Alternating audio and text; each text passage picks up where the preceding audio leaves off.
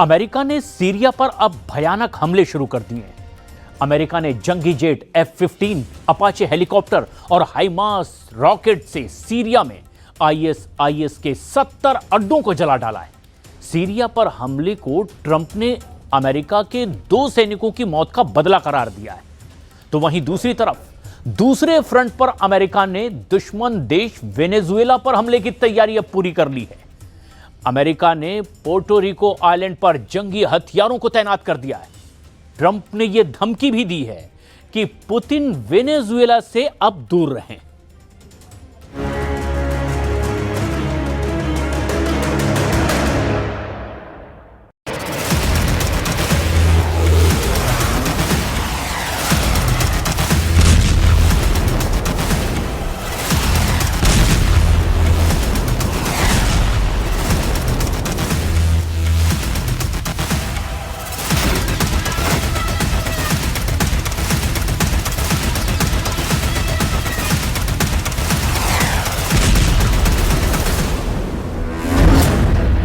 दो देशों पर अमेरिका का भयानक हमला।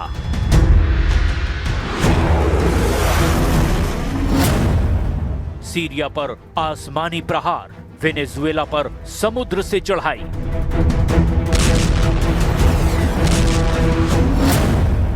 ट्रंप का ऑपरेशन हॉक आई, उड़ा डाले दुश्मन के 70 अड्डे।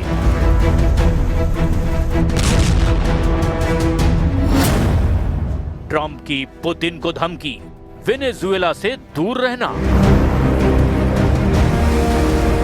रनवे से एक के बाद एक उड़ान भरते जंगी जेट। रात के अंधेरे में हमले के लिए उड़ान भरते हेलीकॉप्टर। अमेरिका जब हथियारों को वॉर जोन में उतारता है तब तहलका मचता है। ये सुपर पावर के भयानक हमले का ट्रेलर है, जिसमें आसमान से दनादन बम बरसता है। बम धमाके से तबाह होते हैं सुपर पावर के दुश्मनों के अड्डे। अमेरिका अब अपने दुश्मनों पर टूट पड़ा है। सुपर पावर ने दुश्मनों को दौड़ा दौड़ा कर मारना शुरू कर दिया है, और वो भी एक नहीं, दो वॉर जोन में। ट्रंप ने 2 फ्रंट एक्टिव कर दिए हैं। दोनों वॉर जोन में बारूद बरसने लगा है। सुपर पावर ने अपना दम दिखाना शुरू कर दिया है। वेनेजुएला में निकोलस मादुरो को कुचल डालने का मिशन ट्रंप ने अब तेज कर दिया है। तो वहीं दूसरी तरफ सीरिया में अमेरिकी सेना ने भयानक हमलों से ISIS आतंकियों का सफाया शुरू कर दिया है। अमेरिका खुलकर दुश्मनों का खात्मा करने लगा है। सीरिया में ISIS के अड्डों पर भीषण हमले की जानकारी खुद ट्रंप ने दी है। And I'm also pleased to announce that just 2 hours ago, we hit the ISIS thugs in Syria who were trying to regroup after their decimation by the Trump administration 5 years ago. We hit them hard. Syria में हवाई हमला America की central command ने किया है। America के साथ इस ऑपरेशन में जॉर्डन के जंगी जेट भी शामिल हैं। अमेरिका ने जंगी जेट F-15 ईगल और A-10 Thunderbolt ground attack aircraft के साथ में AH-64 अपाचे हेलीकॉप्टर से ISIS पर तूफानी हवाई हमला किया है। वहीं जमीनी हमले के लिए US फोर्स ने हाइमार्स से ISIS के ठिकानों पर रॉकेट की बौछार कर दी है। जब अमेरिका के जंगी लड़ाके सीरिया में बारूद बरसा रहे थे, तब जॉर्डन की F-16 फाइटर और रॉकेट आर्टिलरी उनका साथ दे रही थी। अमेरिका ने दावा किया कि उसके हमले से ISIS आतंकियों को भारी नुकसान पहुंचा है। अमेरिकी रक्षा मंत्री पीट हेग्सेथ ने सोशल मीडिया पोस्ट में कहा कि सीरिया पर हमला कोई युद्ध नहीं, ये अमेरिका का बदला है।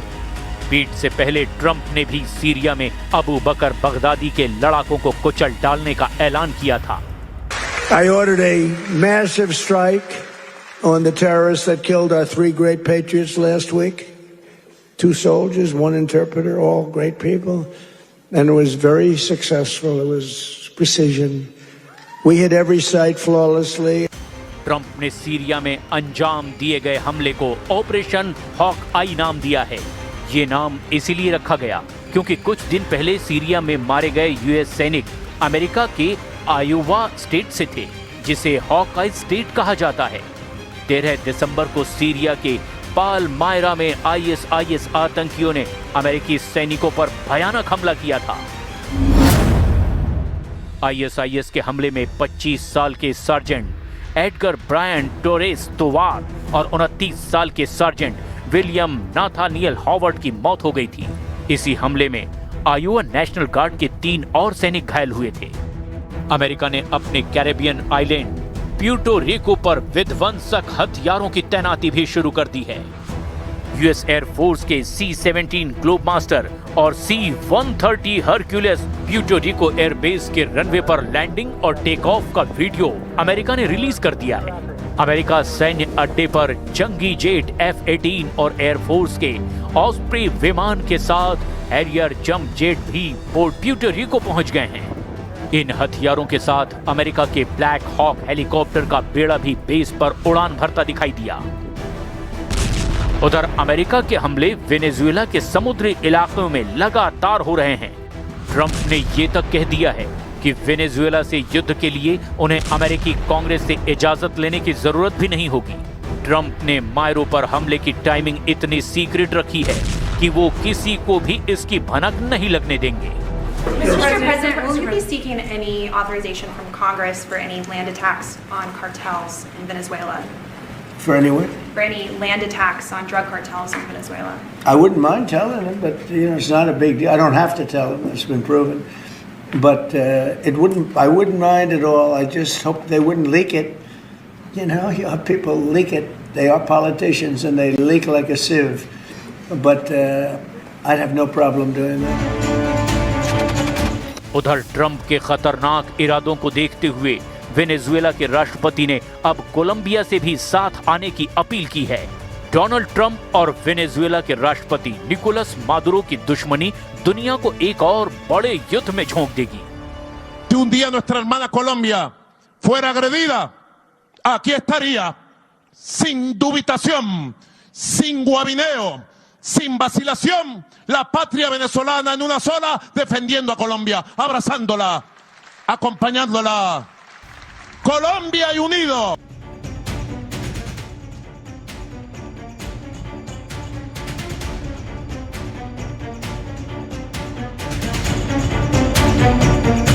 ट्रंप ने जिस तरह से कैरेबियन सागर में अपने बेड़े तैनात किए हैं, उससे तो बिल्कुल लग रहा है कि डोनाल्ड ट्रंप की नीयत में बहुत ज्यादा फायर पावर है। लेकिन ट्रंप की युद्ध वाली आग बुझाने के लिए मादुरो ने 3 बड़ी ताकतों से संपर्क कर लिया है। पहला है रूस, दूसरा है चीन और तीसरा है ईरान। वेनेजुएला के राष्ट्रपति निकोलस मादुरो ने इन देशों से मिसाइल मांगी है, लॉन्ग रेंज रडार मांगे हैं और सुखोई विमानों को अपग्रेड करने की भी मांग की है। मादुरो ड्रोन भी मांग रहे हैं। दरअसल वो किसी भी कीमत पर डोनाल्ड ट्रंप के गुस्से पर पानी फेरना चाहते हैं। ये रिपोर्ट अमेरिकी открыты. Но об этом никогда, искренне вам говорю, никогда не было речи. Мадуро не тот человек, который все бросит и уйдет, убежит. Это крепкий человек, это чавист.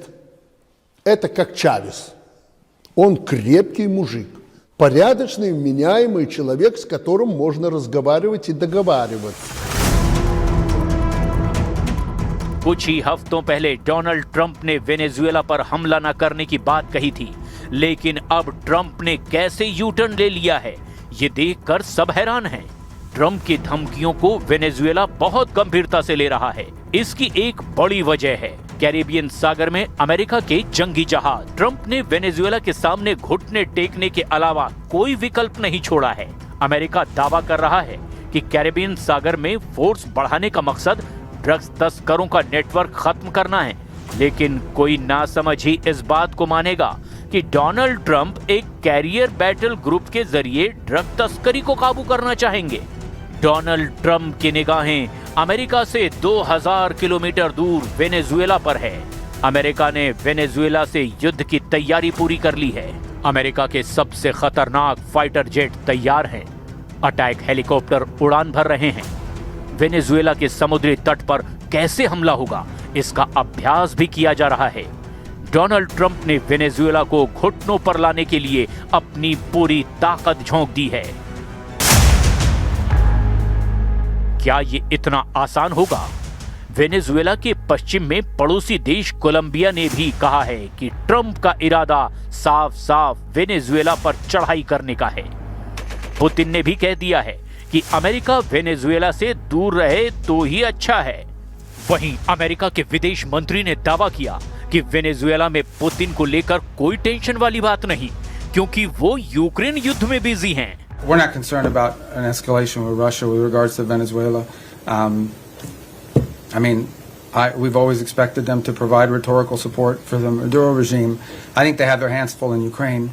पुतिन के इन्हीं तेवरों को देखकर मादुरो भी कह चुके हैं कि वो वेनेजुएला को गाजा नहीं बनने देंगे। Es el pueblo de Estados Unidos a quien me dirijo en este momento, frente a estos 100 juristas de 34 países, para decirle: paren la mano enloquecida de quien ordena bombardear, matar y llevar una guerra a Sudamérica, al Caribe. ¡Detengan la guerra! ¡No a la guerra! एक दक्षिण अमेरिकी देश Venezuela को पस्त करने के चक्कर में डोनाल्ड ट्रंप से एक बहुत बड़ी गलती हो सकती है। इसे अभी से ट्रंप का कराकास ब्लंडर कहा जा रहा है। डोनाल्ड ट्रंप क्या वेनेजुएला से युद्ध करके अमेरिका को दूसरे वियतनाम में फंसाने जा रहे हैं? ऐसे बहुत से सवाल हैं जो इस वक्त अमेरिका की इस नेवल कमांडो टीम के जहन में भी घूम रहे होंगे। फास्ट बोट पर सवार ये सैनिक अमेरिका के स्पेशल फोर्स का हिस्सा हैं। इनका काम होता है दुश्मन के इलाके में घुसकर उसे खत्म करना या फिर इलाके पर कब्जा जमाना।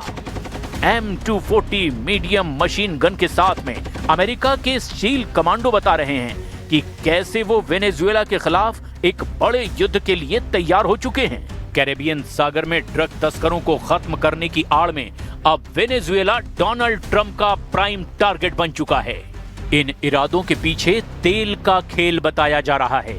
इसमें कोई शक नहीं कि ट्रंप की नजर इस वक्त अमेरिका के दुश्मनों पर है, चाहे वो फारस की खाड़ी हो या फिर कैरेबियन सागर। अमेरिका का एक दुश्मन तो ईरान है और दूसरा दुश्मन बन चुका है वेनेजुएला, और ये दोनों ही तेल के सबसे बड़े जखीरे माने जाते हैं। वेनेजुएला के पास 303 अरब बैरल तेल है, जबकि ईरान 209 अरब बैरल तेल का मालिक है। लेकिन दोनों के खिलाफ हमलावर होकर के डोनाल्ड ट्रंप अमेरिका के लिए कुछ बड़ा हासिल करना चाहते हैं। लेकिन ईरान और वेनेजुएला दोनों के तेवर बता रहे हैं कि वो अमेरिका के आगे नहीं झुकेंगे, चाहे परमाणु कार्यक्रम का मुद्दा हो या फिर इजराइल और फिलिस्तीन का मुद्दा। एक तरफ ईरान ट्रंप का हर प्लान नाकाम करना चाहते हैं, क्योंकि ऐसे सिग्नल ईरान के सर्वोच्च नेता अली खामनेई बार बार दे रहे हैं। वहीं अब वेनेजुएला ने भी अपने बाजू दिखाने शुरू कर दिए हैं। मादुरो के साथ अगर रूस और चीन खड़े हुए तो फिर ये समझ लीजिए कि वेनेजुएला अमेरिका के लिए दूसरा वियतनाम बन सकता है। वेनेजुएला भी साफ साफ जाहिर कर चुका है कि उसने अमेरिका की दादागिरी की रिपोर्ट मॉस्को और बीजिंग तक पहुंचा दी है।